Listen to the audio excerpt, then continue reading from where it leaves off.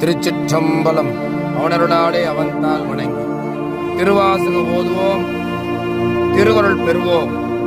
சிவபெருமான் திருப்பெருந்துறைக்கு தனது அருசக்தியோடு எழுந்தருளி வந்து மாணிக்க வாசகரை அமுதமயமாக மாற்றி அருளினார்.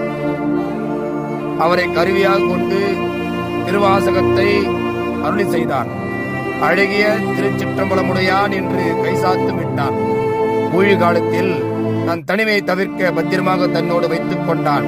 அது மட்டுமல்லாமல் திருவாசகத்தை தனது இருப்பிடமாகவும் கொண்டான். ஆம், திருவாசகமாகிய மாளிகைக்குள் சிவபெருமான் வாழ்கின்றான். ஆகவே அடியார் பெருமக்கள் அனைவரும் திருவாசகத்தை ஓதுங்கள். 21 தலைமுறை காக்கும் இது ஒரு ஞான நூல், நெருப்பு. ஆகவே அடியார் பெருமக்கள் அனைவரும் திருவாசகத்தை ஓதுங்கள்.